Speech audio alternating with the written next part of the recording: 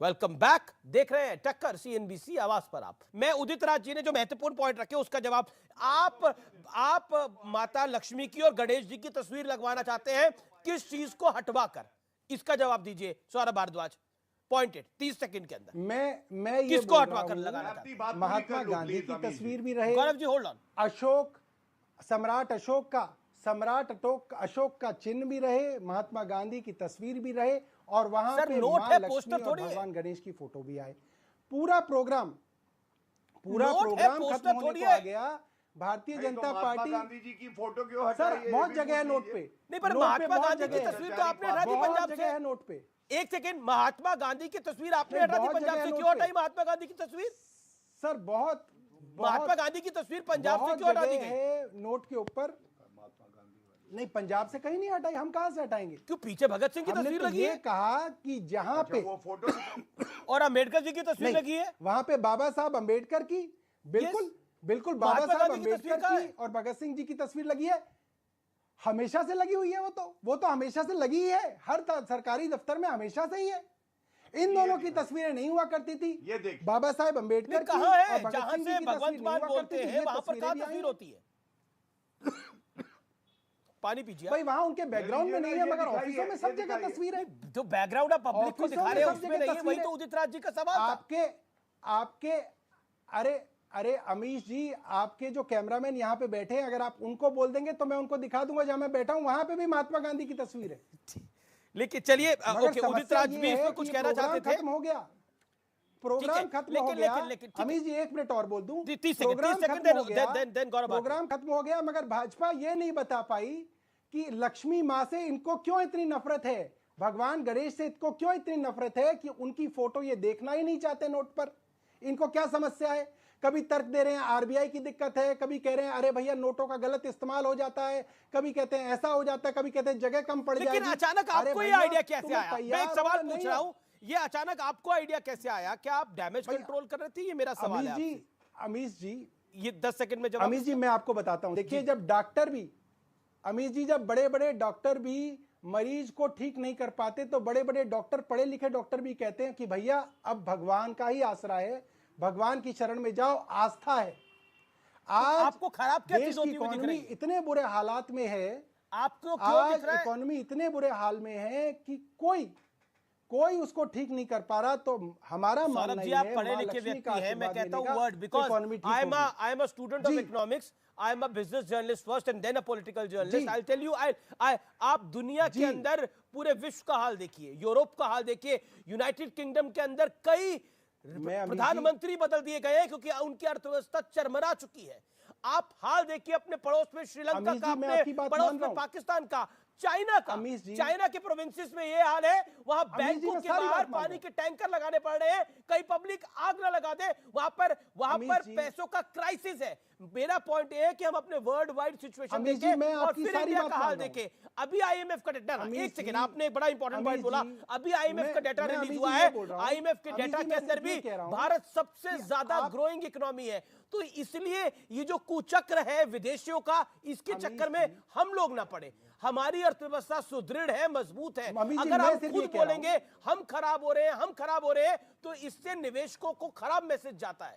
हम बेहतर हैं, हम इस पूरे काल चक्र में, इस पूरे सिस्टम में अभी बेहतर स्थिति में है। मैं मान रहा हूं कि रुपया गिर रहा है, मैं मान रहा हूं कि सिचुएशन में कुछ दिक्कतें हो सकती है, लेकिन हम चरमा रहे नहीं है, हम बहुत बेहतर हैं। अब वर्ल्ड वाइड अराउंड सिचुएशन में देखेंगे तो we are much better of.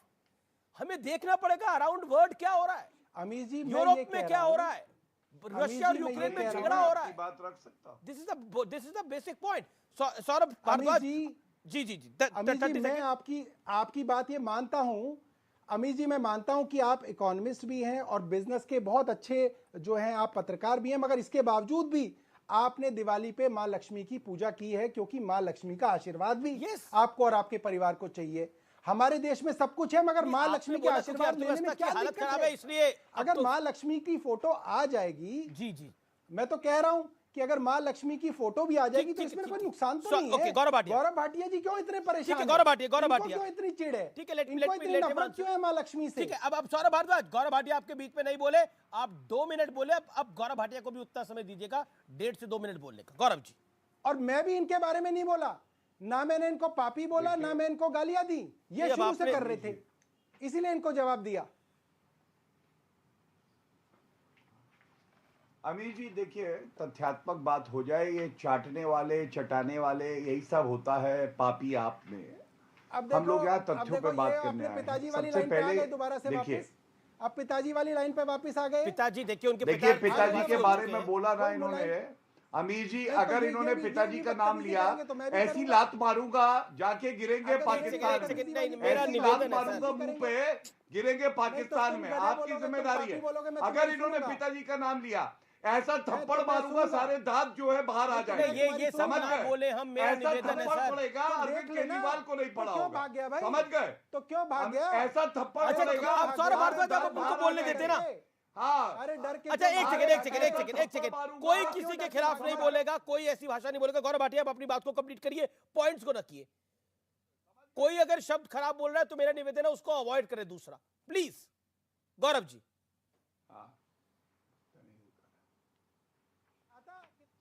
तू तेरे को देख लेते, डर के तो भागे तुम। एक सेकंड, सौरभ भारद्वाज, आप भी क्यों पकड़ पड़ रहे हैं इस चक्कर में? मेरा निवेदन है, आप एमएलए हैं, मेरा निवेदन मानिए ना प्लीज। ये हमें पापी बोले, अरे आपने भी बोला चाटने वाला, आपने बोला ये चटवाते हैं, आपने भी बोला। एक सेकंड, गौरव भाटिया को लेके आइए। 2 कौड़ी के प्रवक्ता लाएंगे, आप सोचेंगे हम लोग यहाँ डिबेट करेंगे। बंद करिए, चलिए। गौरव भाटिया बोलिए अपनी बात को। इन्होंने एक सेकंड पीसीआर, एक व्यक्ति को ऑडियो खोलिए सिर्फ। गौरव भाटिया बोलिए आप। चलिए, गौरव भाटिया जी उठ गए हैं।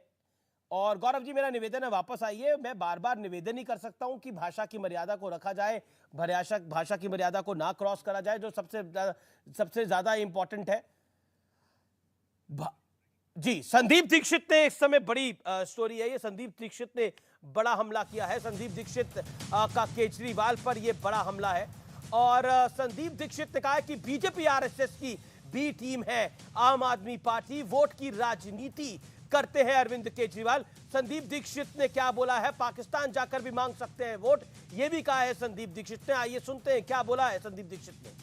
ये बीजेपी और संघ की बी टीम है, तो जब चाहेंगे सेकुलर कार्ड खेल देगा, जब चाहेंगे धर्मनिरपेक्ष दिख जाएगा। अगर इसको कभी कभी पाकिस्तान चला जाए और पता ना चले तो हो सकता है वहां भी जाकर कह दे कि मैं तो बिल्कुल पाकिस्तानी हूं, मुझे वोट दे दो। इस आदमी की कोई अपनी निष्ठा, कोई अपनी समझ नहीं है। फिलहाल सीएनबीसी आवाज की टक्कर को यही समाप्त करते हैं। उम्मीद है आज का कार्यक्रम आपको पसंद आया होगा, लेकिन आज का कंक्लूजन यही है कि वाकई नोट पर निगाहें हैं और वोट पर निशाना है। क्या यही सही बात है? नमस्कार, शुभ रात्रि, गुड नाइट।